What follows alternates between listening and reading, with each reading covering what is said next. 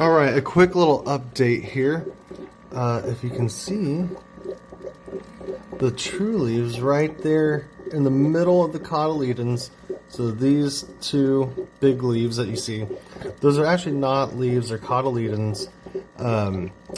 They don't really do the photosynthesis for the plant, maybe they do a little bit, but they're mainly energy stores for seedlings, and it has all the nutrients it needs to start the first pair of true leaves, and it also, gets the roots growing and everything.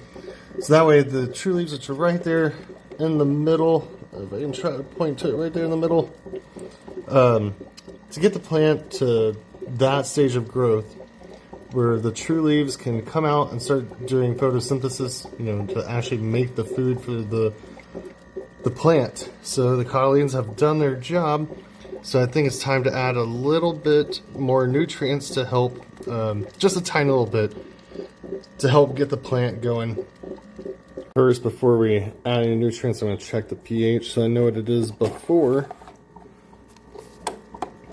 So I know how much it changes after I add the nutrients. Gotta wait for it to stabilize.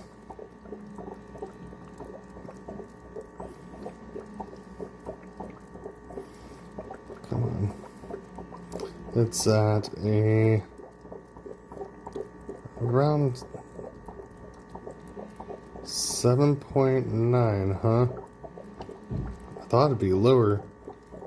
Well, still dropping.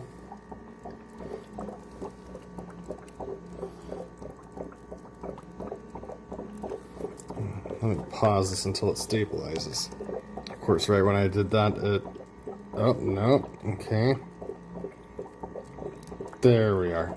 So it's right around... Are you joking?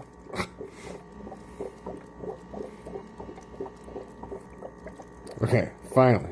It's at 7.74, which is a little bit high. Just a little bit high. It's still acceptable, but I want to get it closer to like 6. So after I add the nutrients, I'll do another measurement, and I'll probably add some pH down. Well, this is not a great example because I was going to show the pH down. It's from General Hydroponics, but this is an old bottle, and the acid from pouring it into measuring cups has dripped on the sides and eaten the label away. I'll find a online picture to show you.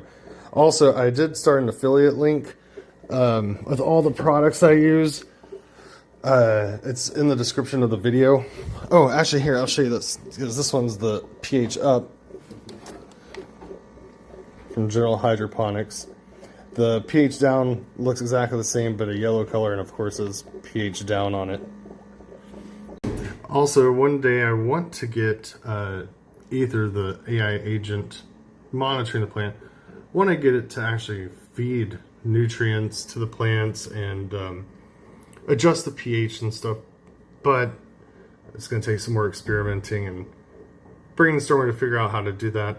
But I did ask it, I told it what's going on, and it hasn't seen the true leaves yet, I think because they're so small.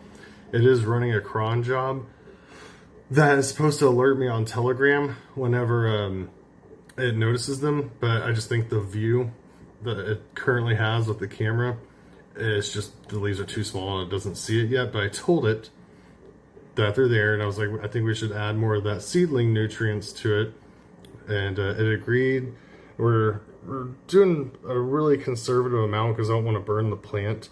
You could probably do more than this, but we're going to add 1 1/4 teaspoons. Alright, so this is what I'm using for this experiment. I wouldn't necessarily use this one for food. I don't have anything against it, it's just not what I'm used to. I was just looking for a small bottle for this experiment. Maybe I will start using it after. I need to do a little bit more research on it. Not saying anything bad about them. So about, sorry, it's not level, about 1 1/4 in this measuring cup. I like these glass little measuring cups for hydroponics. You don't really want to use plastic measuring cups in hydroponics. Certain things can eat at the plastics and get inside of your plants.